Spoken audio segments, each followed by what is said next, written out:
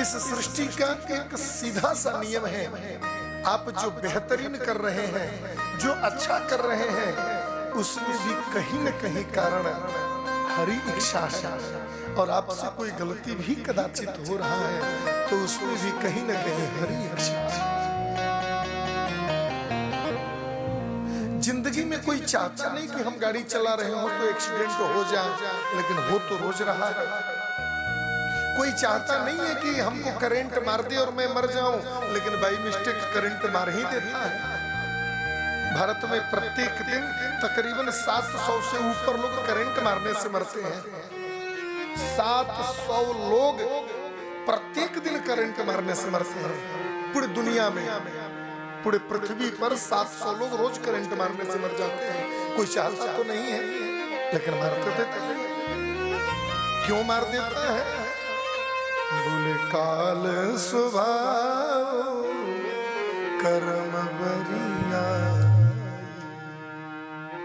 काल के स्वभाव के कारण व्यक्ति न चाहते हुए भी वो कर्म कर बैठता है जो वो कर्म नहीं करना चाहता। मौत को तो बहाना चाहिए। भागवत में लिखा है कि परीक्षित का राज्य ऐसा चलता था, वैसा राज इस पृथ्वी पर केवल 2 बार चला। एक भगवान राम के राज्य के समय और दूसरा केवल परीक्षित के राज्य के समय। उसके अलावा ऐसा साम्राज्य भोगने वाला इस पृथ्वी पर कोई सम्राट नहीं है। जो व्यवस्था, जो न्याय, जो लोगों की सेवा भाव, लोगों की सहायता महाराज राम के समय में थी, वही व्यवस्था राजा परीक्षित के समय में था। जंगल में गए, प्यास लगा, शमीक ऋषि तपस्या कर रहे थे, पानी मांगा, कुछ बोले ही नहीं। राजा को लगा कि कहीं पानी पिलाने के डर से तो ऐसा नाटक नहीं करना है। एक सर्प उठाकर गले में डाल दिया। यदि होश में होगा तो सर्प फेंक देगा, वो तो समाधि अवस्था में था, कुछ पता ही नहीं चला उनको।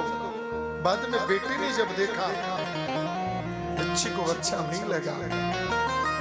इति लंघित मर्यादम तक्षका सप्तमे हनि दक्षं तेस्म कुलांगर चोदितो में तद्रुतम। अरे महाराज, अपने मर्यादा का उल्लंघन किया। जिस राजा ने जीवन पर्यंत संत महात्माओं के चरणों की शरणागति लेता रहा, आज वही राजा हमारे पिता के गले में मरा सर्प डाल दिया। उसको पता नहीं हमारे पिता कौन है। तक्षक सप्तमे हनि, आज के बाद तुम्हें तक्षक सर्प डसेगा और दक्षिण तिस्म कुलांगारा। हे पांडवों के वंश के कुलांगार राजा, तुमने मेरे पिता को ऐसा अपमान किया, बदले में तुम्हें मृत्यु दंड मिलेगा, तुम्हारी मौत हो जाएगी। और साधु अवज्ञा तुरत भवानी, साधु अवज्ञा तुरत भवानी, साधु अवज्ञा तुरत भवानी। कर कल्याण अखिल की हानि, कर कल्याण अखिल के हानि, कर कल्याण अखिल के हानि, अखिल के हानि, अखिल के हानि। काल दंड गई काहू नमा, काले दंड गई काहू नमा। तो स्वामी जी कहते हैं काल किसी को डंडा लेकर के नहीं मारता है। यमराज किसी के पीछे डंडा लेकर नहीं दौड़ते हैं मारने के लिए। मृत्यु के प्राप्त होने का 4 लक्षण क्या? काल दंड गही काहू न मारा, काल डंडा लेकर किसी को नहीं मारता। मौत करीब आ रही है, उसके 4 लक्षण हैं। क्या? हरहि बुद्धि बल धर्म विचार,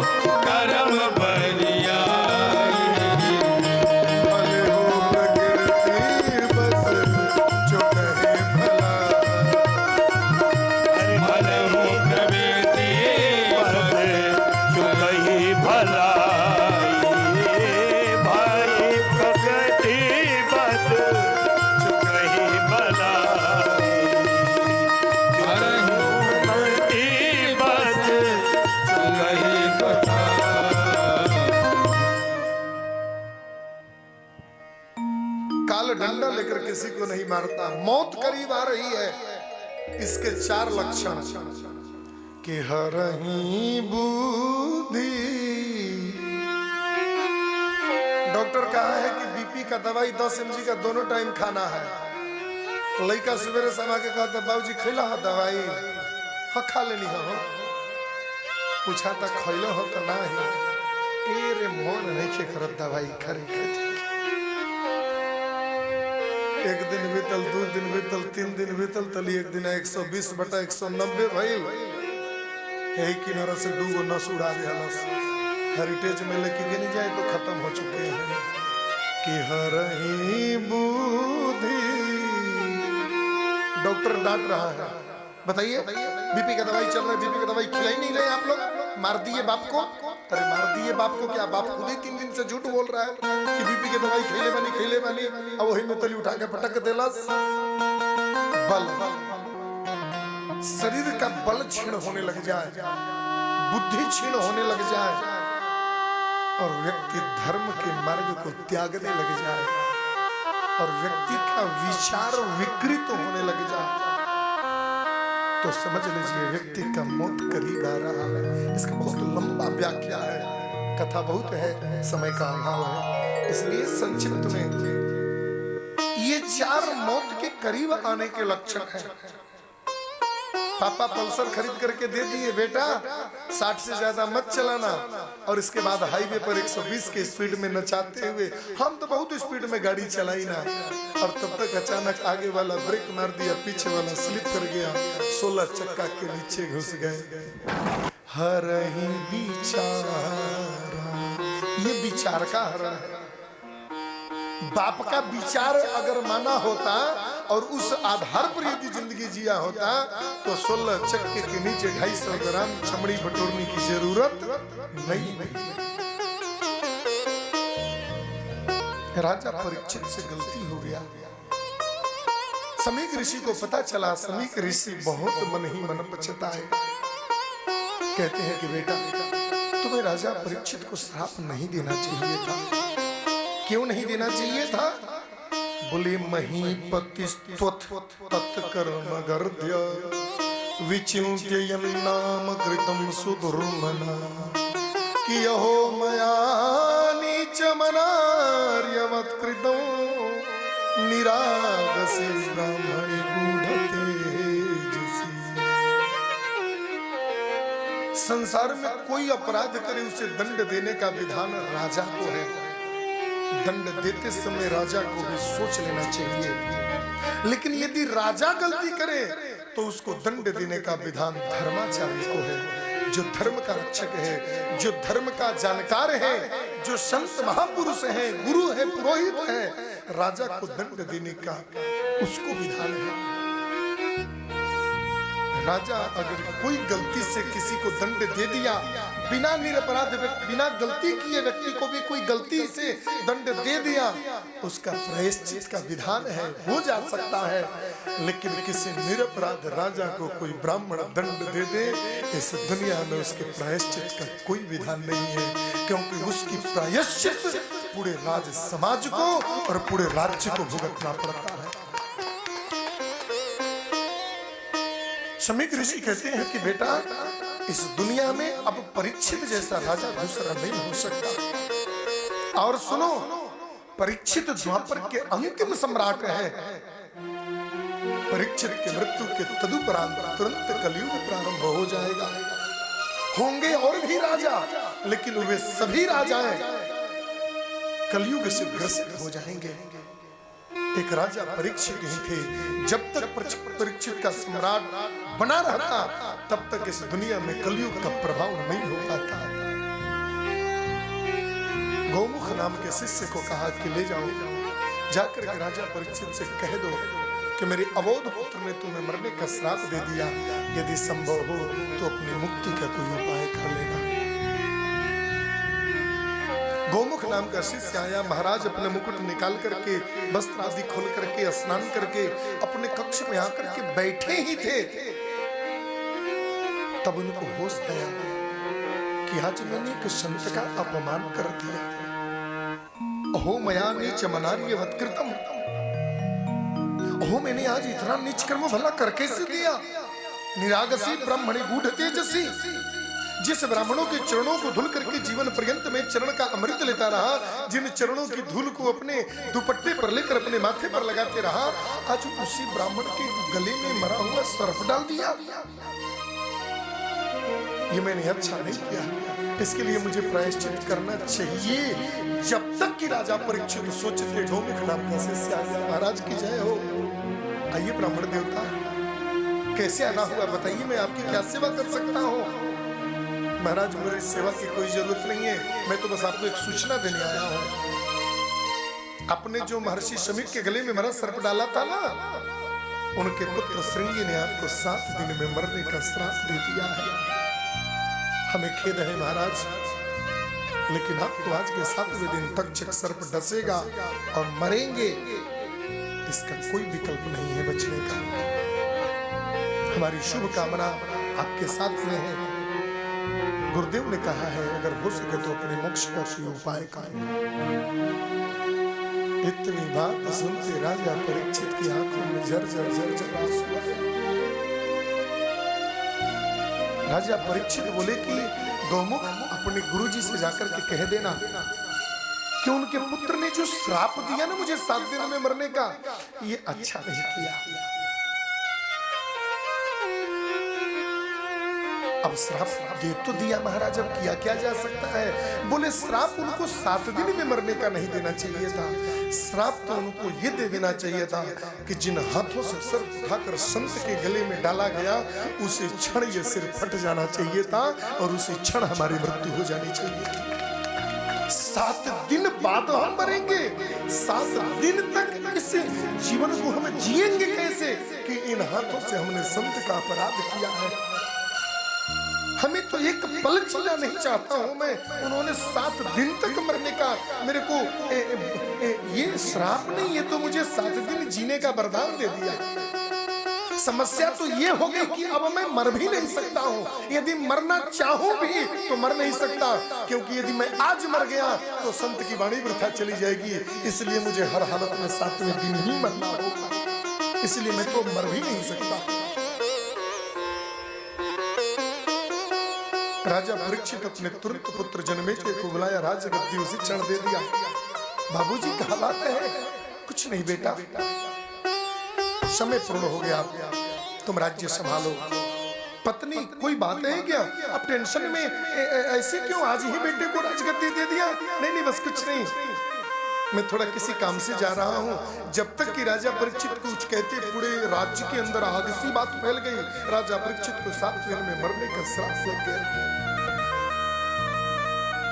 पत्नी बोली मैं भी आपके साथ चलूंगी। राजा परीक्षित बोले देवी तुम रहो, क्योंकि टिकट तो मेरा आया है, इसलिए यात्रा सिर्फ मुझे ही करनी है। घर छोड़ करके राजा परीक्षित वन के लिए प्रस्थान कर गए। वन में जाकर के गंगा जी के तट पर बैठे और बैठते ही वहां पर लाखों संतों का आगमन हुआ। भागवत के में लिखा अत्रि वसिष्ठश्च वनसरद्वाज हरिश्चनेमि भृगुरंगिराश्च कि पारासरो गाति तु सोत्तराम उतत्तबालै प्रमदोत्तम मेधाति धीर्दैवलजिष्णु भरद्वाजो गौतमः पीपलादो मैत्रेय और वह कवशः कुंभयोनिर्द्वीपायनो भगवान नारदस्य। अत्रि वशिष्ठ अरिष्ट कुंभज ऋषि वशिष्ठ मुनि नारद विश्वामित्र कपिल पराशर पृथ्वी के जितने भी सम्भ्रांत संत थे वे सभी संत लोग आए, आकर के राजा को सहानुभूति प्रकट किया। बहुत खेद की बात है महाराज, आपको मरने का श्राप लग गया। बहुत दुख की बात है महाराज, आपको मरने का श्राप लग गया। सुत जी महाराज कहते हैं कि सब संतों ने सहानुभूति प्रकट किया, लेकिन किसी भी संत ने यह नहीं बताया कि 7 दिन में मरने वाले व्यक्ति को करना क्या चाहिए। राजा परीक्षित सबके चरणों में सिर झुकाकर प्रणाम किए, बोले मुझे मरने का श्राप नहीं मिला है, मुझे तो श्राप के बदले में मुझे तो आज वरदान मिल गया है। वरदान मिल गया? बोले हाँ। आज ये श्राप न मिला होता महाराज तो जिन ऋषियों के दर्शन के लिए स्वयं नारायण को नर बनना पड़ता है और जंगल जंगल भ्रमण करके जिन संतों के चरणों में मत्था राम को टेकना पड़ा, आज वही संत बिन बुलाए मेरे दरवाजे पर चले आए। इससे बड़ा मेरे जीवन का सद्भाग्य क्या हो सकता है? मुझे श्राप नहीं दिया संत ने, मुझे तो वरदान दे दिया। और लोगों को मोक्ष प्राप्त करने के लिए त्रिवेणी संगम तक जाना पड़ता है। आज त्रिवेणी संगम तीर्थराज प्रयाग चलकर मेरे दरवाजे तक आ गए। ये मुझे वरदान प्राप्त हुआ है, क्योंकि मुद मंगल में संत समाज, मंगल में संत समाज, मुद मंगल में संत समाज, जो जग जंगल तीरथ राजू, जो जग जंगम तीरथ राजू, जो जग जंगम तीरथ राजू, मुद मंगल में संत समाज, मुद मंगल में संत समाज, राम भगति जहाँ सुर सरिधाना, राम भगति जहाँ सुर सरिधाना, ओ राम भगति जहाँ सुर सरिधाना, सर सही राम विचार प्रसाद, सर सही राम विचार प्रचार, सर सही राम विचार प्रसाद, मुद मंगल में संत समाज, जो जग जंगम तीरथ राज राम भक्ति जह सरसरी धारा। राम और कृष्ण के भक्ति का गुणगान प्रवाह करने वाले इन संतों का आगमन ही यहाँ तीर्थराज प्रयाग का आगमन होगा। आपस में लोग चर्चा कर ही रहे थे उसी क्षण कि तत्राभवद भगवान व्यास पुत्रो यदृक्षया गामटमानो नपेक्षा कि अलक्षलिंगो निजलामतुष्टो वृतस्य बालैरवधूतवेशः। तत्राभवद भगवान व्यास पुत्र, उसी समय भगवान वेदव्यास जी के पुत्र श्री सुखदेव जी महाराज का उसी सभा में आगमन हुआ। बोलिए सुखदेव जी महाराज की जय हो, तो भगवान की जय हो, यदृक्षया गामठमानोऽनपेक्षः। मान सम्मान पद प्रतिष्ठा सुख संपत्ति विपत्ति आपत्ति से परे भागवत का स्नेह पाठ करते हुए श्री सुखदेव जी महाराज अचानक आकर